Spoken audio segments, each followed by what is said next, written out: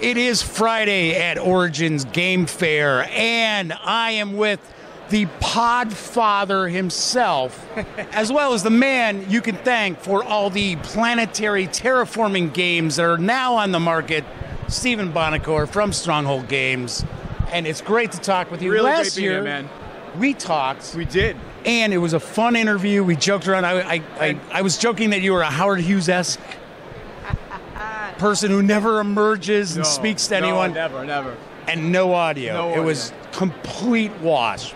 So now this is going to work now. This of course. does work. You This sure? will work, I yes. don't know. We'll find out. So first off, Yes. Stephen, I know I can always come to Yep. you at any convention, Yes. and you've got loads of new cool games. We have so many new cool games at every convention because, Correct. well, we do a lot of games. That's right. And we do something for everybody. Yep. I don't expect everybody to buy every one of my games, but I know there's games in my catalog for everyone out there, and that's kind of what we try to do, in the industry. Yeah. You cater to a wide spectrum of gamers. The lightest games and the heaviest games and everything in between. Whatever you kind of like, you can find games here at the Stronghold. And I have to point out, I love the hell out of Terraforming Mars. Thank you, man. It Yeah, I is- mean, it's obviously so good. it's obviously transformational from what it has done and will do for the company over time. The number 4 rated game on Board Game Geek for a reason, ranked Right, game right, for a exactly. reason. It's that good, Yes. and it is selling really well. And those rankings are not BS. I mean, because like Twilight Struggle, one of my all-time favorite absolutely. games, it's always in like the top 3, 4, 5. So yes, awesome. So just Thank you, want to buddy. thank you for getting that out there because we just love it. Thank you, man. Really, Appreciate it. really enjoy it. Appreciate So it. let's talk about some new stuff. What's the new so, stuff going so on? what launched here? One of the things that launched here is Steamrollers, which, by the way, you can see it says last copy. So I we're was just going to mention we're that. just about sold out. So Steamrollers is a roll and write game, but it's like Age of Steam. Remember Age of Steam, Martin Wallace and Steam? Age of Steam meets a modern roll and write game. So you get all the stuff that you do in those pick up and deliver, upgrade your engine, take contracts, all that kind of stuff without the economic death spiral in a 3-hour game. Right. This is a 30 to 45 minute game. You roll, you do action selection with the dice, you draw your own track on a sheet in front of you, and you pick up and deliver from a common area in the center. It is so much fun, and you get all that great train game experience. 18XX Yes. feel.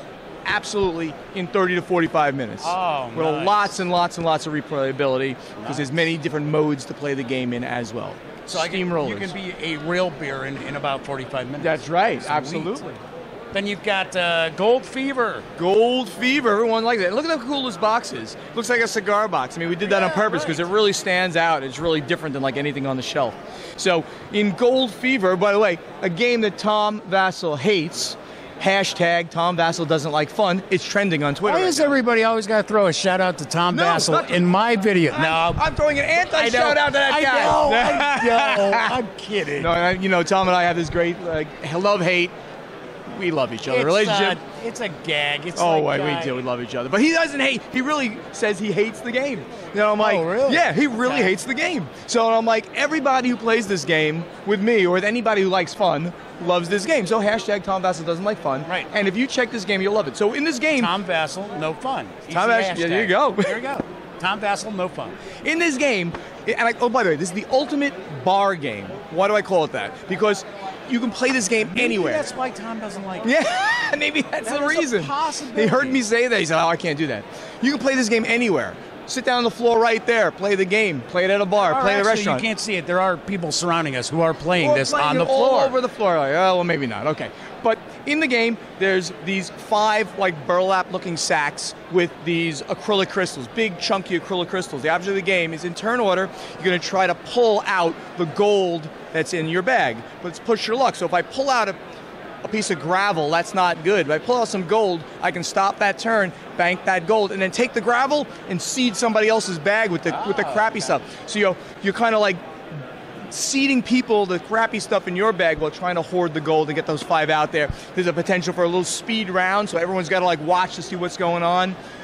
Fast, fun, 10-minute game. 5 players, and technically, if you buy multiple copies, you can play with 10, with 15. Right. It's just a matter of watching people trying to get that gold out of their bag. So much fun. Hashtag Tom Bassett doesn't like fun, but you like fun, and you will like Gold Fever. So I'd be sitting there and be like, oh, gold, I got gold, I got to rock. You got to rock. That's right. I like that. You got to rock. We all know that one from Charlie Brown, of course. Of course. So then we have the Spiel des Jahres recommended. Didn't get the nomination, but we're on the recommended list for this year's Spiel des Jahres with Memoir. So it's a lightly themed pirate game with a memory element. What's really cool about it, you say, oh, memory, I don't do that. First of all, it's a memory game like you haven't seen before, so check it out. But what's really, really cool, since it does have the memory element, it's a great family game, because you're going to play this with kids down to age, it says 8, down to age 6 at least, even younger, and they will beat you at this game. And it's got very, very cool animal artwork. It looks adorable. Yeah. These are the characters that are in the game. It's all cards in the game, and the advanced rules, which you can still play with some children, at least down to, like I said, 7 and 6 years old.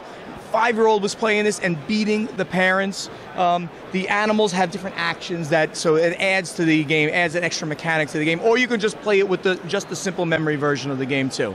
I don't play memory games because I always forget the rules. Because you forget the rules and forget everything. Get out of here. I'm sorry, I am only supposed to talk about games, no joking. Then we have Dungeon Rush. Dungeon Rush is a 12-minute dungeon crawl. 12 minutes, why 12 minutes? Because there's 12 rounds in the game. You're going down into 3 different levels of the dungeon. Level 1, obviously, the monsters are not as hard. Then 2, and then 3, they get harder and harder. And you're going to fight the boss at the end. And here, what's really cool is that there's these big, oversized cards with the characters on them. One character is going to be your left hand, one character is going to be your right hand, and then as you defeat the monsters by slapping them based on the character's attributes, the monster then, if you get it right and you were able to defeat it, you take it and you can use the ability that monster gave you, which is going to be like you found an extra sword, you found an extra spell. So your characters are leveling up. You slide those cards underneath the character, and it levels the character so he can get, or she can get, bigger and bigger. And he or she is actually interesting because the cards themselves, the character cards, are double-sided. So it'll say swordsman here and swords lady here. Right. There's a different artwork if you like to identify as a woman or as a guy. I always like that.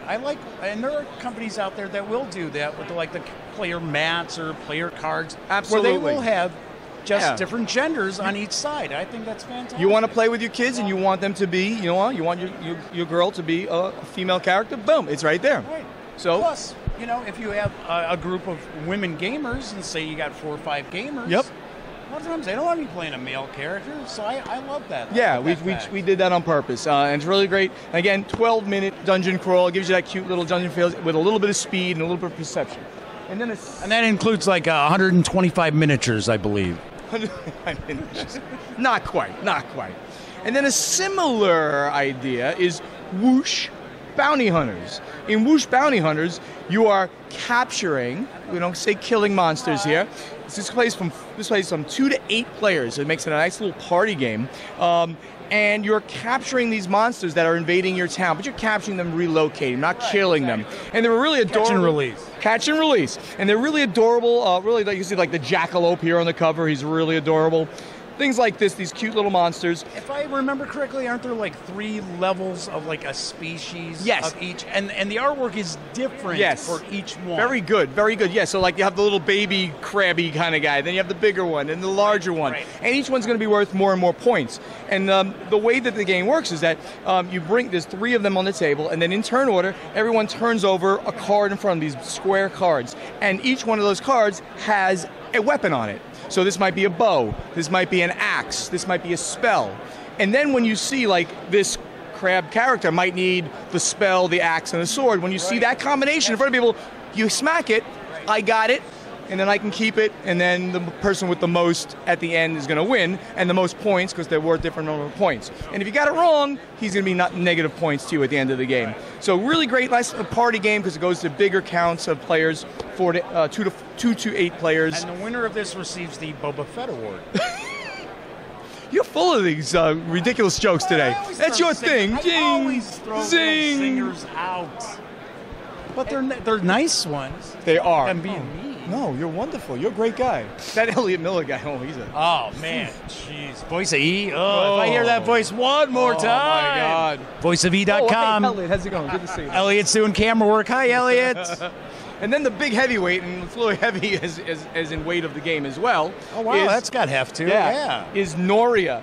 There's a great story behind. First of all, just look at this artwork. Like, maybe you can't see it because the shrink is ripped. This artwork is good. It's Michael Menzel artwork. He's like the #1 artist in this industry right now. He just does an amazing, amazing job.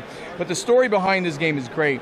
It's a first-time female designer out in Germany. She won the Spiel des Jahres Fellowship in 2015. That's an award given to first-time designers. They pitch a game. She won that award. Then my partners out there, Edition Spielwiese in Germany, they picked up the game, did a little more development with her, and we brought this out. And it introduces a whole new mechanic in gaming called wheel building. And in wheel building, there's this 3-dimensional wheel that everybody gets. All 4 players in the game gets this. And you're trying to get certain tokens onto these wheels and manipulate the wheels so that you can use the actions and get the resources that you've placed on the wheels. That's the basic concept of taking the stuff to be able to do other things in the game. It's a heavy game.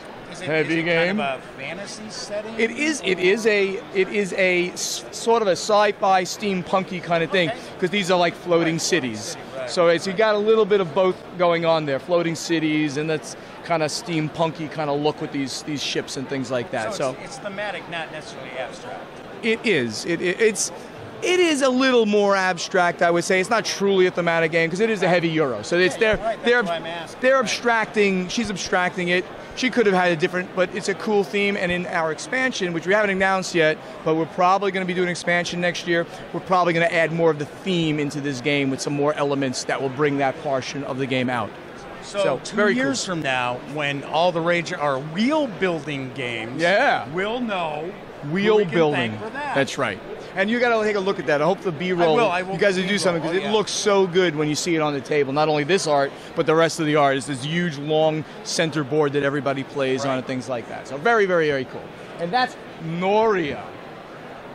So that's what came out here. Yeah. Oh, you want to know the future? Yeah. My God. Let's kick it at Gen Con, because we already know people watching this video, 99% of them did not make it to the show. Yep. So they may be going to Gen Con. They may be going there.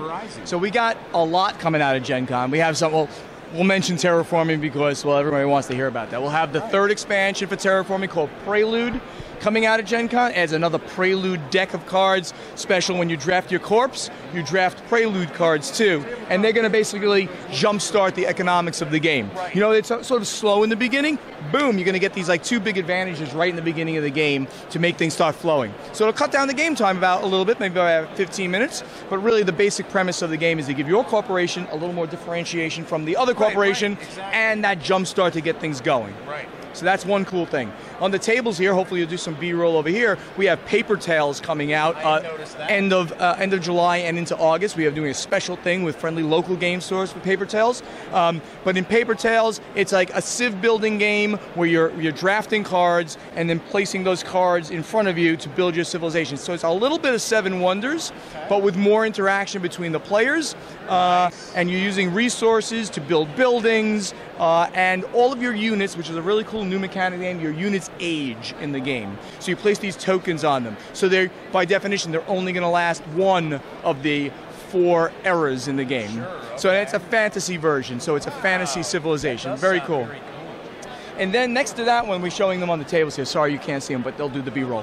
So next to that is Fist of Dragonstones, the Tavern Edition. So Fist of Dragonstones was a Days of Wonder release, one of the early ones before they did Ticket to Ride, before they were bought by Asmodee, of course.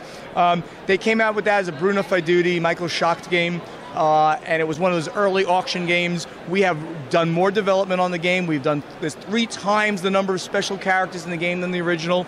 There's new mechanics in the game, the King's Favor, things that will make the game run a little bit faster. And we're re-releasing that. Really cool components. 3 to 6 player game, and we're going to be premiering that at Gen Con with a big launch party we're going to have there. Yeah, we do this every year with one release at Gen Con. We have a launch party on Thursday night where we have 140 people there playing the game. Some of the people take... I never get an invite. So yep, I invite both of you guys to be my guests. I am barred from these events. If you'd like to be there on Thursday night, I will have you at my special table And I often do Right cosplay. by the kitchen. I often do cosplay at this thing, so we're gonna probably try to have some cosplayers there. I'll be in something every year. I do something. So if I may ask, correct me if I'm wrong, but I believe that game also shares a setting with another. Oh, game. look at him! He look good. He knows how to like segue there. So right, so we called it the Fist of Dragonstones, the Tavern Edition, and that tavern we're talking about is the Dragon and Flagon, which we came out 2 years ago at Gen Con. That was the combat game where you're running around throwing mugs, rolling barrels. It's a big bar brawl. So we took the same characters in that same tavern, and you're playing this game, and we created the legend around, well, why would you be playing this game at the Dragon and Flagon? We have a little write-up right in the front of the rulebook on the whole storyline behind that. So yeah, so it's just thematically tied into that universe of ours. So the Jeff Engelstein game that came out 2 years ago. Yeah. So those are our big things. Oh, we have another, if you want to do some B-roll over there, we have Kitchen Rush coming out in early July as well. That's a, like, I probably shouldn't say this, Hell's Kitchen, the board game, right? Everything except for Chef Ramsay screaming at you. I was gonna say, so you have to use very, very adult language, yelling at each other. Yelling at each other. So you're trying in real time to run a restaurant. You know, you got to go get the dishes, clean dishes. You got to go to the pantry to get different ingredients. You got to make things. You got to serve the people. So and it's all in real time with sand timers. Each player is representing like a restaurant owner. You're cooperating, and each player has 2 sand timers, basically 2 employees that they're controlling. I'll have this guy go do some dishes because we're going to need dishes, and this guy will go take an order, and this guy's going to do something else. Prep. Yep, doing the prep, doing this, and boom. I'm the sous chef. That's it, and they're doing this all together, and that's Kitchen Rush coming out July 11th. And there's Nimble, a card shedding game, really small card shedding game, $15 game that you're just trying as fast as you can get rid of the cards in your hands. It's a 5-minute game that you play it once and you went like, what the heck did I just try to do? Let's do that again. And all of a sudden you get it and you're like, oh, this is awesome. Fantastic. Nimble. And that's it. Anything else you want to float out that might be on the farther horizon? Oh. No, I mean, just something that you're really pumped about that you're putting together. It's going to be more Freedom and Freeze coming out, of course. We got 2-3 more games from Freedom and Freeze this year. Another one in the Fast Forward series called Fortune. We haven't even announced yet, so okay, I'll tell you. We got a medium-sized box game by him called, at the moment it's called Fine Sand. It might change that name. It's a deck building deconstruction type of game. You're building sandcastles. It's kind of cute. And we've got a big box game, you know, the big footprints kind of game like Power Grid 504 box called Futuropia, where you're managing a plant in the future, but you're trying to make your employees relax and have the robots do the work. Okay. So the amount of leisure time you can give to people is really what wins the game, not the amount of work you make them do, because you're making the robots. But the people got to come in and do work sometimes because you don't have enough robots, so you can't afford them and things like that. Cool. That's a lot of stuff coming out. It is. I got one last question for you then. I'm out of answers. I'm sorry. All right. Hey, it's early enough in the show now that you still have a voice. Yes, you caught me on Friday, right? Today's Friday. Yeah. You caught me on Friday versus on Sunday when I'm broken like this usually. Just blown out. So the question I would have Not that they could hear me last year, of course. They couldn't hear me last year because you ruined it. You ruined it. So I released the video. Yeah. There was absolutely no. In fact, all it was a buzz. It was a constant buzz throughout, which is sort of what the words coming out of your mouth usually are in my head. But no. So the question is, you got a really great catalog of games. Thank you. What's out there you think deserves maybe a little more love? Now, maybe people haven't. Now, we know Tom Vassell hates Skull Fever, so we won't mention that. But is there something that you've released in the past that you think maybe deserves a little more attention? In my opinion, Space Freaks, which I did at the end of last year, really flew under the radar. It's tactical. That's something I don't even know about. Yeah, tactical. Under the radar. Yeah, it came in a pink box, so we tried to even make it stand out. But it's a tactical combat game, 2 to 4 player tactical combat with great replayability because there's double-sided game boards. And there's objectives that you have to go for. It's got a tongue-in-cheek thing where you build your Space Freaks that go out. So you put a different head, arms, and legs on them. The minis look the same, but they're all plastic minis. But you actually build what they can do. So my arm has a laser beam, but yours has got an axe. So you're like range. I have rockets in my legs. all kinds of things like that. So that one flew right over. So if you like that in-your-face American-style game, Space Freaks is the kind of game you want to play. I'll get you a copy. You review it. You tell people what you think about it. Okay. I hate it. So you'll do hashtag Jeff hates fun. Yeah, Jeff. Let's see, that's even shorter than Tom's. Shorter, man. Even shorter. Awesome. That'd be very, very cool. Well, as always, yeah, man. It's excellent Pleasure. to talk with you. Thank you, Jeff. And of course, we'll see you at Gen Con 2.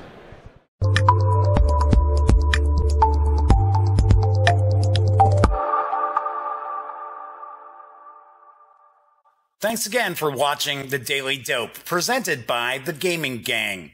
If you like this episode, be sure to give it a quick thumbs up. And if you dig the channel, please subscribe. If you'd like to check out our previous episode, click right here. And if you want to check out a somewhat randomly selected episode, give a click right down here. It'll be like opening a box of Cracker Jacks. You just don't know what you'll get. Once again, thanks for watching, and I'm Jeff McAleer.